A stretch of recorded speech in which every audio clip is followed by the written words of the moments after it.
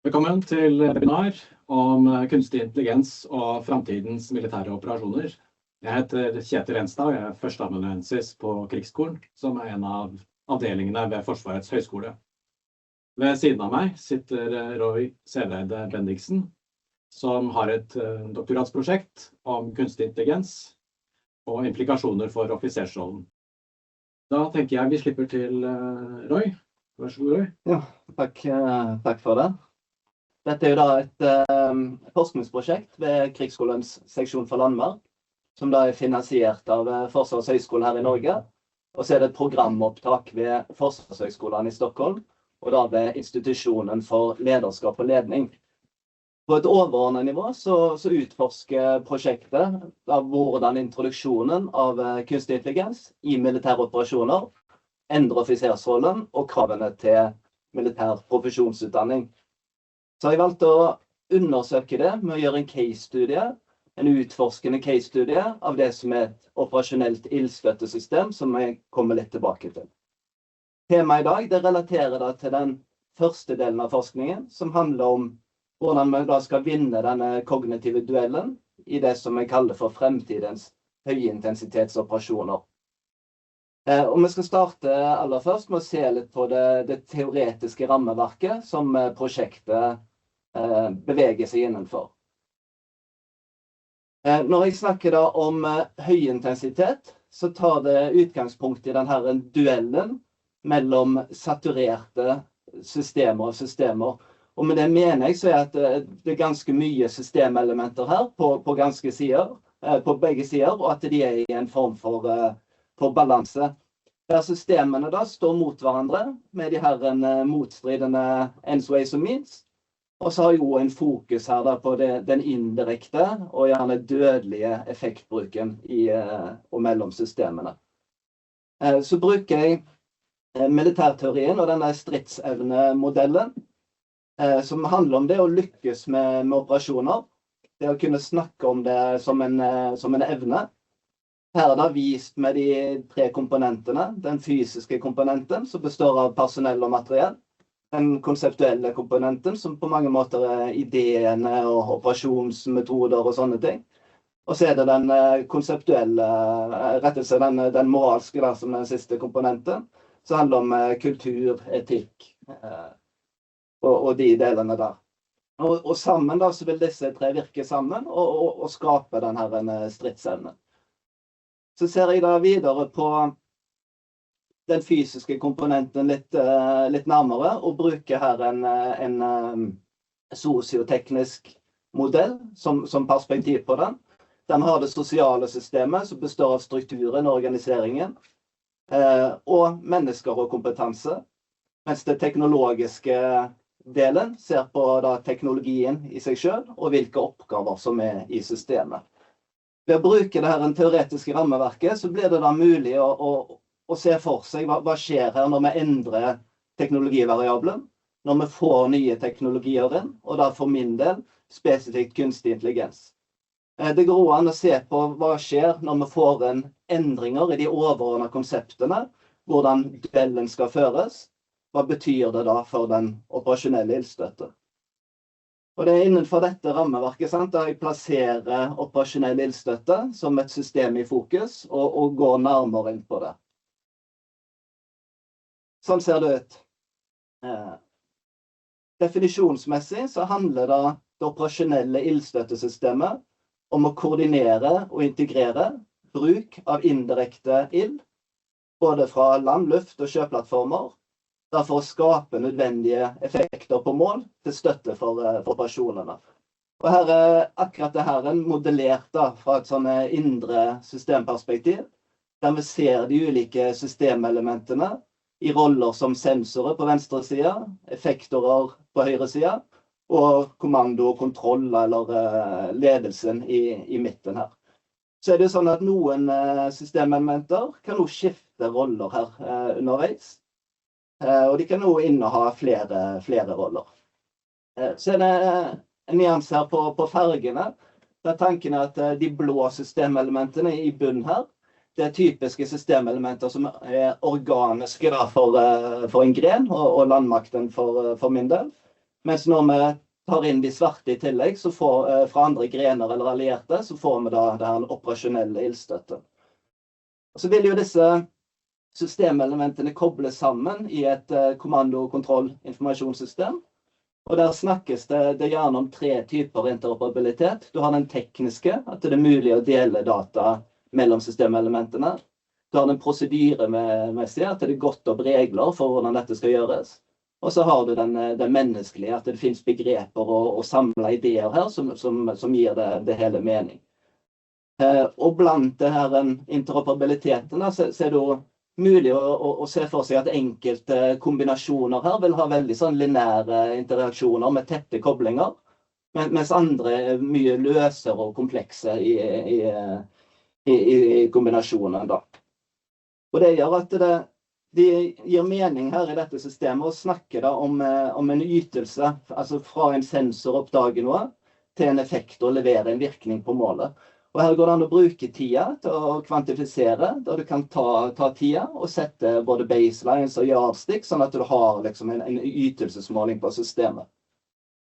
Det er jo i dette indre systemsynet da, at det gir mening å snakke om å kontinuerlig jobbe med å tilgjengeliggjøre og forbedre det kamppotensialet som er her. Og det gjøres da primært gjennom utdanning, trening og øving, at vi hele tiden må søke å tilgjengeliggjøre mest mulig potensial. Og så skal vi bevege oss da fra det indre systemsynet til å sette dette inn i omgivelsene. Og da begynner det jo, da handler det jo om denne duellen da. Og da gjelder det jo å aktivere deler av dette potensialet for å skape effekter i tid og rom på stridsfeltet. Her er dette vist da, som den her dialektiske modellen, der de her systemene med ENSO og ISOMIS står litt mot hverandre. Der det er MINS-delen her da, som er aktivering av kamppotensialet. Og dette gjøres da på 2 måter egentlig. Overordnet så handler det jo om plan- og beslutningsprosessen. At gjennom operasjonsplanlegging så legger vi jo planer for hvordan dette skal spille seg ut. Men kanskje spesielt for dette systemet så er det jo den metodiske målbekjempningsprosessen, altså targeting-prosessen, så på mange måter setter regler da for hvilke mål som skal finnes, hvordan målene skal prioriteres, og hvilke angrepssystemer som skal matches mot disse målene. Så på mange måter så kan du si at innenfor operasjonsprosessen så setter targeting-prosessen en del rammer for hvilke karakteristikker dette systemet kan ha i bestemte operasjoner. Altså hvor voldsomt kan det være, hvor desentralisert kan det utføre operasjoner, og så videre. I targeting-prosessen så er det 4 produkter, altså på overordnet nivå. Det ene er jo HiPF target-liste, som er med en liste over prioriterte mål. Det andre er en innhentingsplan, som sier litt om hvordan sensoren skal jobbe med å finne disse målene. Det tredje er det som heter Target Selection Standard, som er faste kriterier for når vi ser for oss å bruke ressurser på et mål. Og det siste er Attack Guidance Matrix, som er planen for hvilke angrepssystemer, altså hvilke effekter som skal brukes på de ulike måltypene. På venstre siden så er dette satt opp litt sånn skjematisk. Det er litt bevisst med dårlig oppløsning her, for det er ikke meningen å gå inn på det. Poenget er at oppe på X-aksen her, så har du da målene fra 1 til 6, mens du på Y-aksen nede på venstre siden har tilgjengelig angrepssystem for den fase. Rubrikkene i midten her, tanken med de er å vise da, dette er jo det Target Selection Standard, som da skal tenkes som et sånn koblingsstykke. Ser du dette målet, så er dette kriteriene som må møtes i forhold til målets posisjonelle nøyaktighet, størrelse og opptreden, og møtes kriteriene, så er det dette angrepssystemet da som skal velges. Så poenget med dette er å vise da at her er det en del prosedyrer, en del regler som er et godt utgangspunkt da, for å digitalisere og for å automatisere denne prosessen. Tradisjonelt så gjøres jo dette i stor grad analogt, så her er det et potensial for å utvikle videre. Tilbake til modelleringen av det operasjonelle ildstøttesystemet. Når vi snakker om teknologier, som jeg innleder med her i teoretiske rammeverket, så kan vi tenke det på 3 ulike måter. Det første at teknologien gjør at du får en forbedring av et systemelement, eller at du tilfører nye systemelementer. Det kan være en bedre sensor, det kan være lengre rekkevidde, det kan være mer våpenvirkning. Den type ting ligger på det nivået. Det andre, det handler jo om systemintegrasjonen, altså den tekniske interoperabiliteten, der vi gjerne da innfører tekniske løsninger. Det kan være bestemte protokoller, altså teknologier som gjør at det blir enklere å dele informasjon på tvers av systemelementene. Den tredje måten teknologien kan virke på jo da å bidra til at operasjonens planlegging og gjennomføring blir bedre. Og det der min forskning har hovedpunktet, altså hvordan gjennomføre med disse operasjonene. Og da skal vi se litt, titlen på prosjektet handler jo om fremtiden, så jeg prøver jo å se da, gitt at det kommer en del nye teknologiske muligheter her, hvordan forløser vi det i konsepter, og hvordan tar vi det videre i et utviklingsspor. Og da det 3 store konsepter som ligger der. De har jeg sånn metodisk tilnærmet meg som et strategisk utvalg, at jeg har valgt ut 3 konsepter, fordi de passer veldig godt til å informere hvordan det operasjonelle ildstøttesystemet utvikler seg. Det første multidomeneoperasjoner, som tatt frem da. Det har jo utviklet seg mye. Jeg ligger tett på i forskningen på den US Army TRADOC-versjonen fra 2018. Det var det første MDO. Det har jo senere utviklet seg til både JADO og NATO MDO. Men her ligger tett på den originale da, som ble tatt frem i hæren der borte.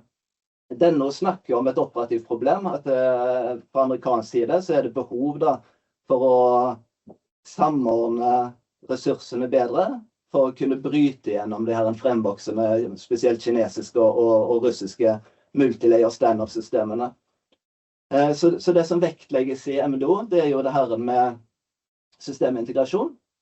Nesten på linje så det vi har vært innom på de forrige slidene, at ting her altså systemelementer må kunne dele informasjon på tvers.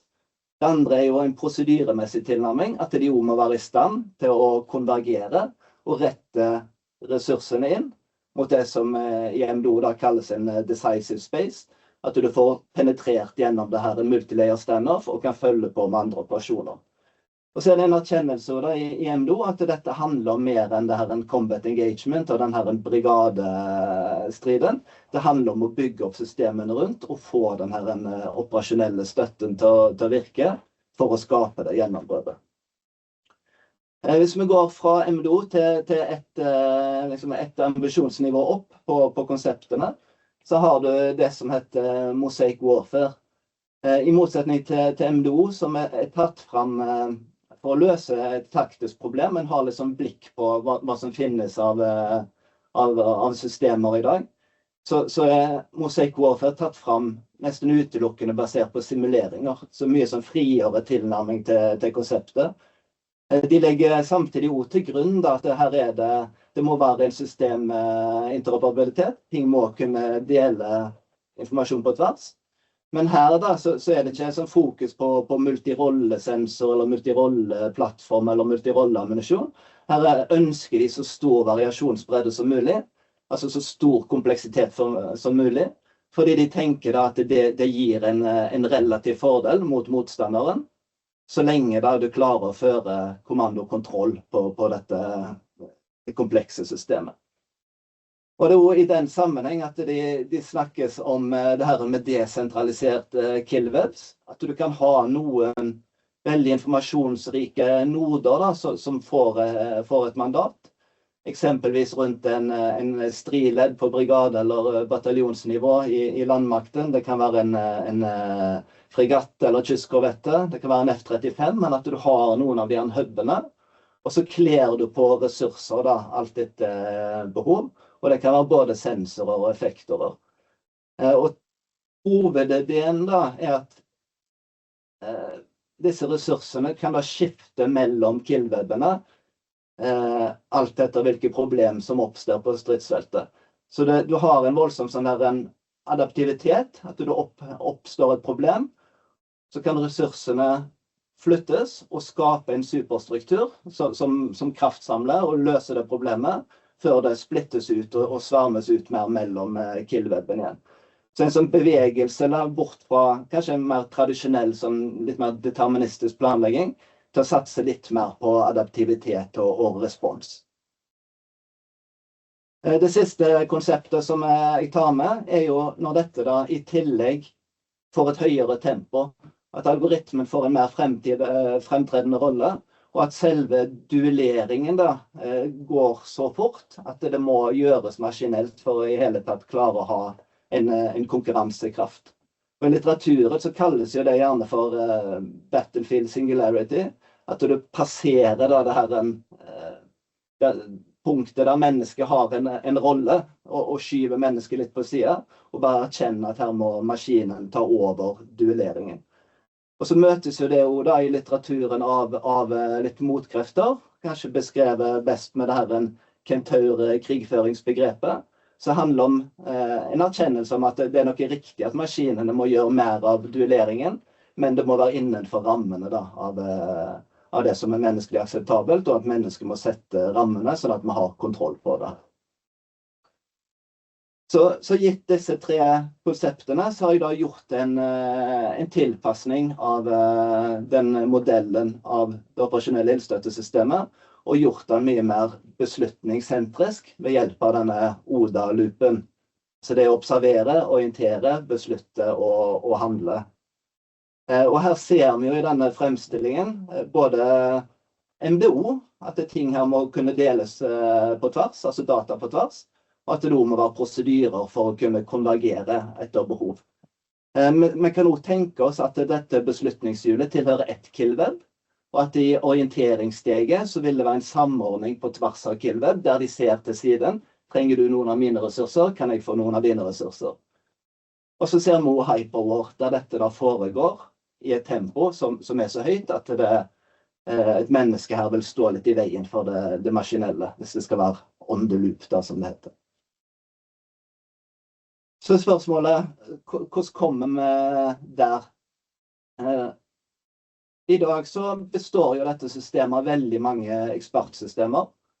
Du har ulike systemer, om det for artilleri, om det for luftvern, om det for luftoperasjoner, om det for sjøoperasjoner, battle management system. Du har veldig mye ekspertsystemer som i økende grad deler informasjon på tvers gjennom de her standardiserte meldingsformatene og protokollene. Og det gjør da at det vil være mulig her å tenke seg en software, et tunnlag som ligger over disse ekspertsystemene, der de relevante dataene, som da gjerne tracks eller entiteter, altså fiendtlige eller egne posisjoner med metadata, som da kan lagres i ulike datalager, om det for mållister, for innhentingsplan. Du kan ha det samme for de her kriteriene, og du kan ha det samme for attack guidance, altså angrepsplanen din. Så går det an å legge en slutningsmotor, altså en regeldrevet motor, som som en digitalisering av targeting-prosessen, som ligger oppå her, kobler dette sammen og automatiserer det. Det vil jo bety da, sant, at du gjennomfører en operasjonsplanlegging og en targeting-prosess som i dag, men du legger produktene inn da, som parametre for denne slutningsmotoren. Hvis vi går ett hakk videre, så går det an å tenke seg et nevralt nettverk, som da gjerne trent på store mengder av simuleringer. Du må sitte og kjøre simuleringsspill på spill og trene opp da det her nettverket. Og da kan du få det til å kanskje tilpasse disse parametrene da, mye mer basert på situasjonen. At de gjør endringer i målprioritering, de gjør endringer av target selection standard. De legger andre angrepsplaner basert på hvordan de leser det lokalt. Men det kan også tenkes at dette gjøres med å se på tvers da, til andre killweb. At vi da får en mer systemisk oppførsel på toppnivå. Så det litt av tanken her.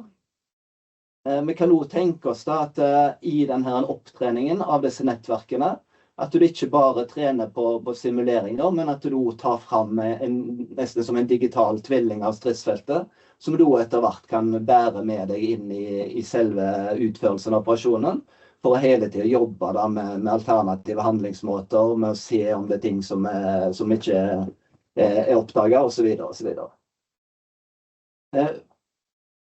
Hvis vi får på plass en sånn type tunnlag som det her, med både en slutningsmotor og et neuralt nettverk som ligger på toppen, så begynner vi å nærme oss det som gjerne kalles for et hyperfleksibelt slagfelt, der du har disse kill-webbene da, rundt de her informasjonsrike nodene med mandat, som skifter de ressursene mellom alt etter hvor det behov.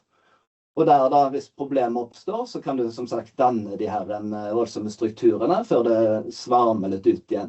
Så en mye mer dynamisk stridsfelt enn det vi har i dag. For min del da, som forsker på rolleendringen her, så må vi ta et steg tilbake, for da har vi jo den her loopen igjen, som går i et høyt tempo. Og da er det klart at maskinen her vil jo drive mye av dette. Så da får vi en justering i roller.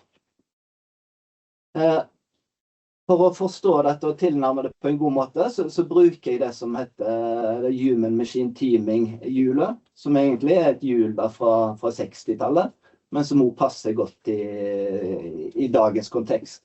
Så beskriver det at algoritmene som driver da operasjonene, de må displayes på en måte som gjør at vi kan sanse det.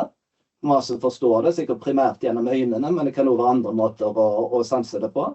Og så må det være en mulighet for å kontrollere algoritmeoperasjonene etter behov.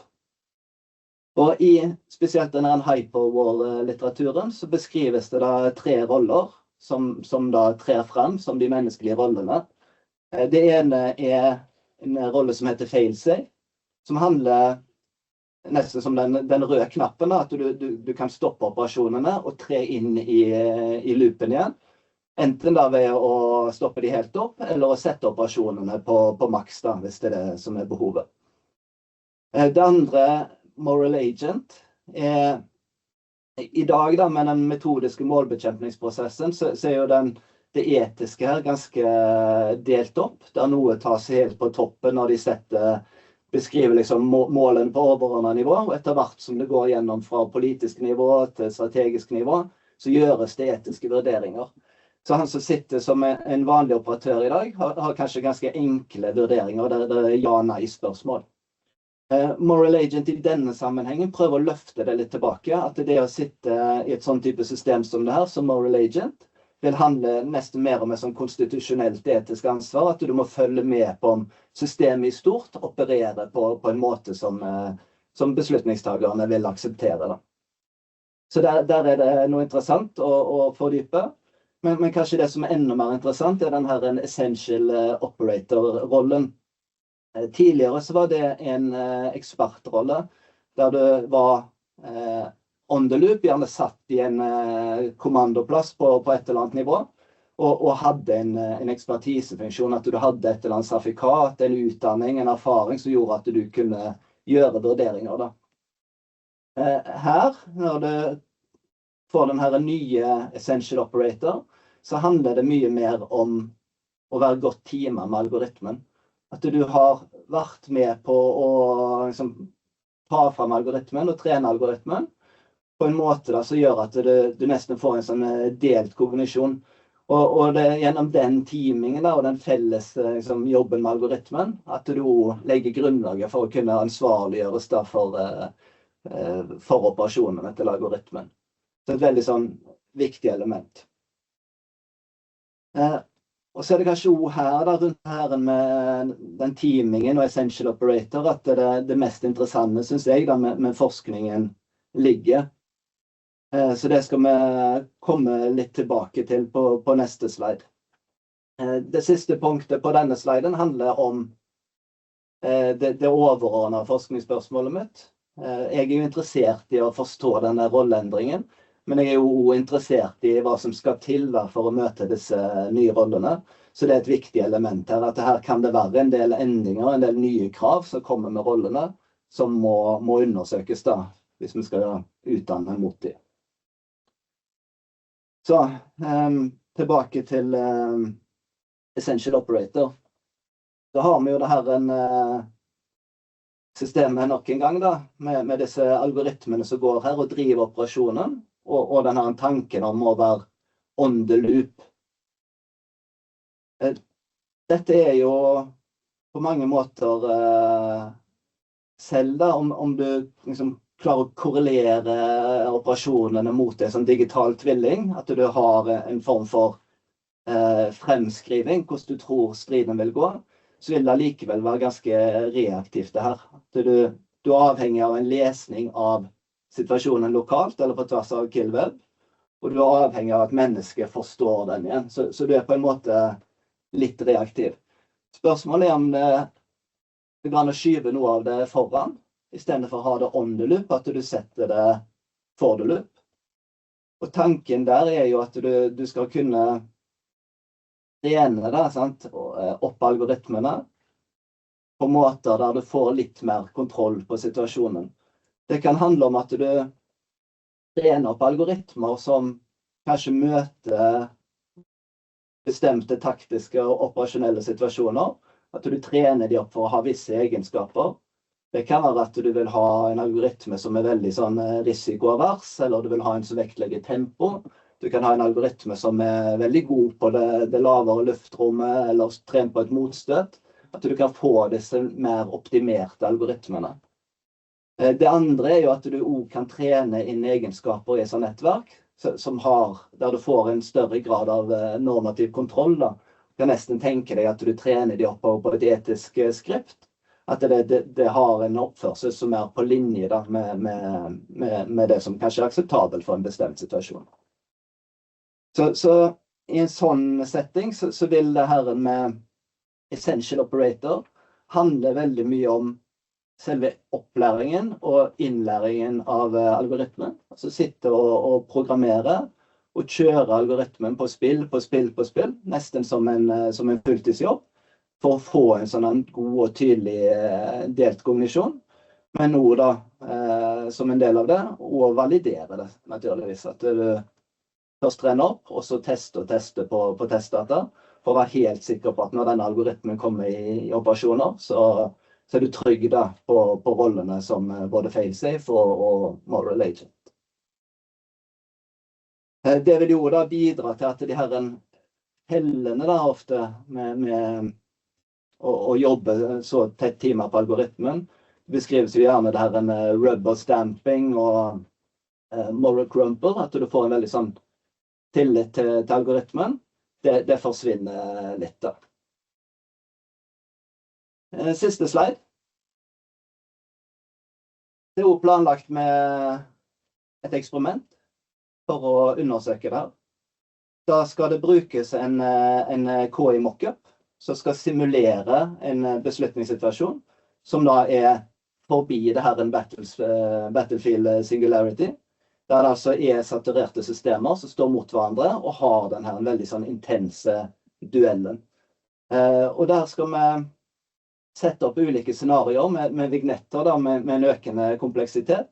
Og så skal vi teste da, med at vi setter de inn i et killweb, sannsynligvis en stridsledningsvogn, der vi både tester dagens eksperter, vi tester militært erfarne, og vi tester uerfarne personer, for å sjekke det litt av hvordan de reagerer på interfacet i operasjonene, og spesielt da i forhold til det her med tillit. Stoler de på algoritmen eller seg selv?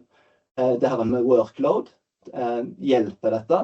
Altså tar du unna litt, sånn at du har litt mentalt overskudd. Det med situasjonsforståelse skal sjekkes, og så skal det også gjøres noen vignetter på etikk her da. Der målet da nettopp å fordype og forstå og prøve å bekrefte disse rollene fra litteraturen.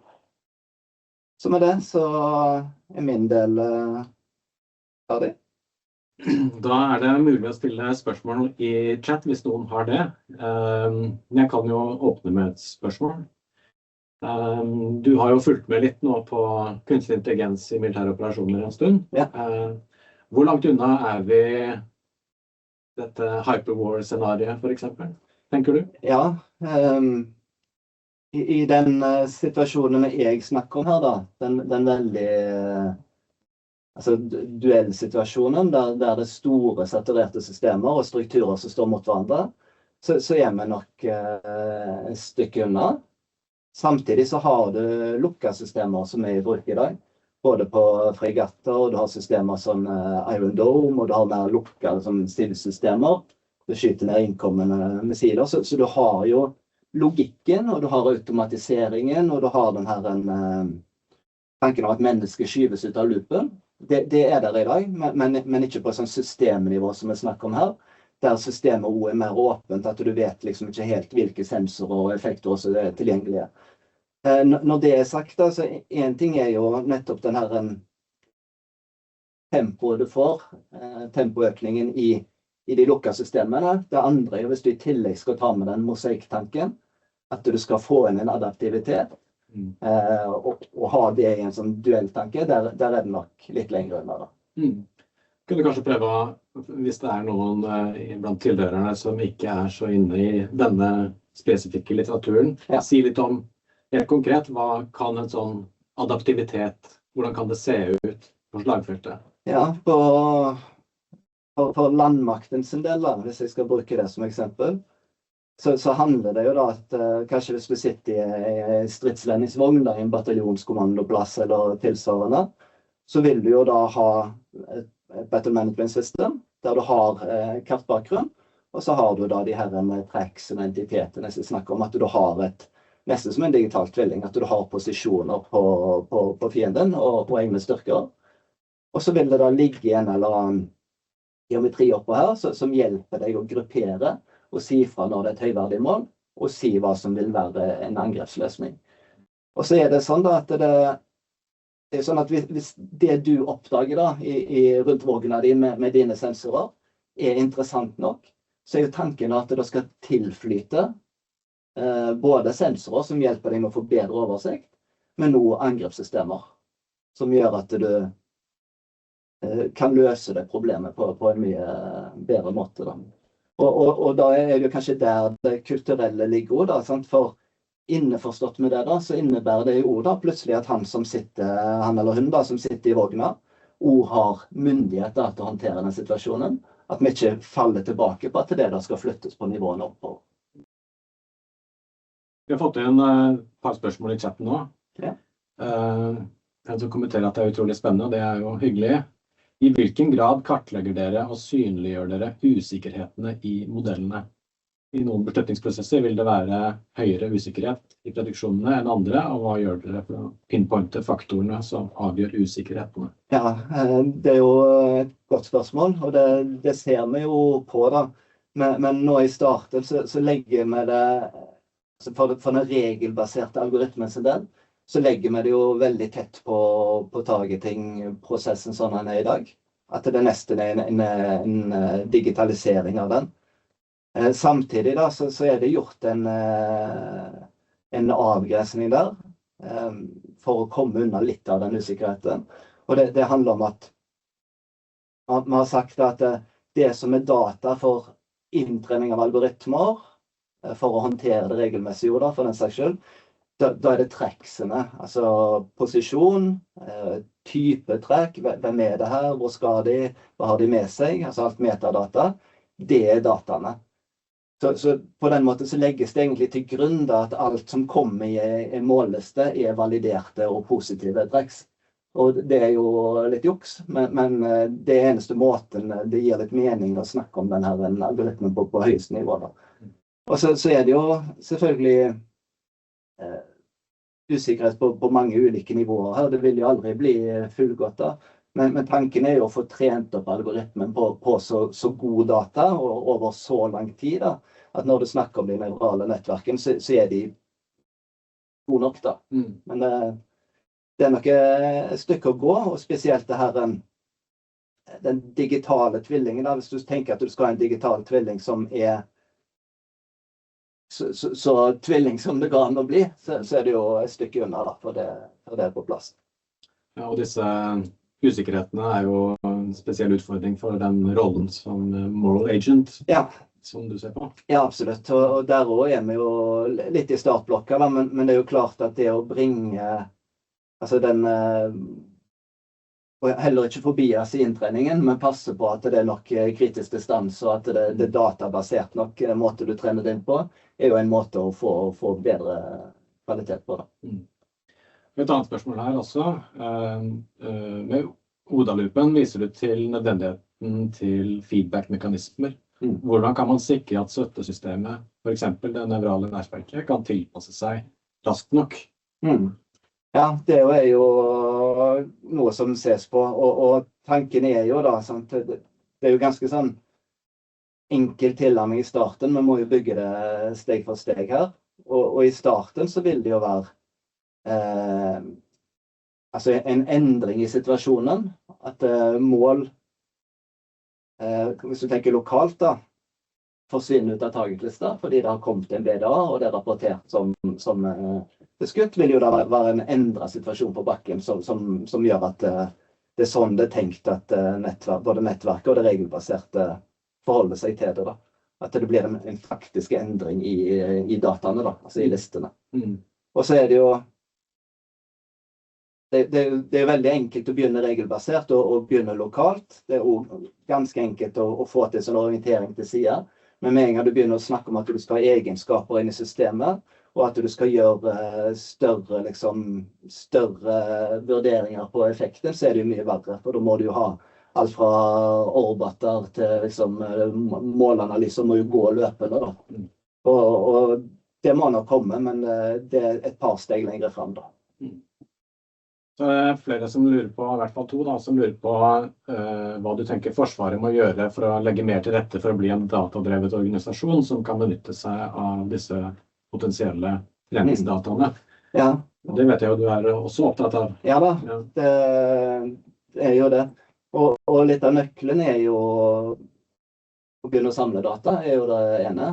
Å begynne å samle data fra alt fra øvinger og videre. For å ha det i datasett. Det andre jo kanskje å begynne å bruke simuleringer litt mer aktivt da, på sikt. Så det ikke også litt av styrken til, hvis man tenker på de nyere AI-modellene, da, at de kan også håndtere heterogene data. Så det behøver ikke være systematisert slik som man tenkte før for dataanalyse. Nei, det riktig det. Men du må jo ha en arkitektur som muliggjør samling av data da, for å begynne å strukturere det. Og det kanskje der det jeg ville begynt da. Og så det jo, som vi sikkert kommer til å komme etter hvert til i forskningen nå, det må jo gjøres. Altså dette jo noe helt nytt da, det å begynne å trene på algoritmer på denne typen, og det jo et godt spørsmål hvem skal gjøre det. Skal det være brukernært? Skal deler gjøres i industrien? Skal det være cyberforsvaret? Sånne spørsmål vil jo komme opp her. Så det en del spørsmål foran oss, men jeg tror jo at vi må bare begynne et sted. Ja, og det kan jo lede oss til et av de andre spørsmålene som har kommet her også. Vi nærmer oss slutten, så vi rekker ikke alle dessverre. Men hvilken grad tror dere Forsvaret moden for en slik type innføring? Altså, hvordan skal organisasjonen tilpasse seg? Ja, det jo et godt spørsmål da. Så må jeg huske at mye av det jeg beskriver her jo sannsynligvis en snever del av krigen. Det jo den her, du må ha ganske store systemer som står mot hverandre, og du må ha ganske så jevne systemer da, før den her duellen som jeg leser den her da, blir aktuell. Samtidig så ser du jo det, kanskje i Ukraina, sånn, hvis du leser om det på åpne kilder, så kan du jo lese mye av den her i hvert fall. De litt større svarmene og de litt større innsatsene som kommer da, kan jo forstås i en sånn setting som det her da. Så jeg tror måten det må håndteres på jo å rigge. Først diskutere det, litt sånn som vi gjør nå. Og så må det jo da, hvis du ønsker å utdanne og bygge på det, så må det jo da settes opp simuleringer. Det må settes opp demonstrasjoner som viser hvordan dette er tenkt, sånn at folk begynner å få målbildene og begynner å tenke i de baner her da. Og så er det jo heller ikke sånn at, selv om jeg snakker om Killweb her, der du kan ha sentrale noder på kompaninivå i hæren, på F-35, på fregatter, så er det likevel et begrenset antall av de Killweben du sannsynligvis vil ha da. Så det er heller ikke alle som skal sitte som en algoritmefører i et sånt system. Du snakker om, nå går jeg litt vekk fra spørsmålet i chatten, men du snakker om duellen som innramming for prosjektet. Men veldig ofte så vil det jo være en asymmetri mellom motstander og den andre. Kan du si litt om det? Kanskje spesielt det som går på moral agent, eller etikken i det? Ser vi nødvendigvis for oss en motstander som er like opptatt av å ha en moral agent? Og vil det ha noe å si for symmetrien? Ja, det er jo et godt spørsmål da. Bare sånn prosessuelt her, så ligger jo targeting-prosessen i grunnen for det her. Og den skal jo kunne ta høyde for andre målkategorier, altså myke mål, men også andre effektorer. Så sånn metodisk så skal det kunne passe inn i sånn et rigg som dette. Men det er jo helt klart at jeg har gjort det veldig enkelt her når jeg snakker om TREX, fysiske mål og dødelige effekter. Og det er jo gjort bevisst nå. For med en gang du begynner å ha andre måltyper, så er det jo andre krav til nettopp kontekstforståelse, og det som sannsynligvis ligger som en etikken i det her da, med moral agent. Så der vil det nok være andre krav. Samtidig så ligger jo folkeretten til grunn der, og på samme måte som det vil gjøre i en sånn system som det her. Et relatert spørsmål kanskje hvor overførbare disse konseptene til digital og hybrid krigføring. At det ikke bare angår den klassiske duellen eller slagmarken. Ja, det er jo veldig likt da. Det er jo en metodikk som ligger til grunn her, og den kan jo overføres. Som jeg sa da, den her avgrensningen jeg har gjort både av sensorflaten, at jeg har sett på X-ene, er jo en veldig forenkling, så det må jo gjøres mye tilpassing. Men metodikken her, det er å sette seg et mål, prioritere en plan for hvordan du skal nå de effektene du ønsker, den er jo allmenngyldig. Så sånn sett så vil jo, jeg sier ofte at dette er jo en case av det operasjonelle ildstøttesystemet, men det kan egentlig overføres til innsatssystemer i bredt. Jeg tenker dessverre det det vi rekker i dette webinaret. Tusen takk til alle som logget seg på og fulgte med. Takk for spørsmålet i chatten, og takk til Roy Sævareide Bendiksen for en veldig interessant presentasjon og påfølgende diskusjon. Tusen takk. Så bra. Takk skal du ha.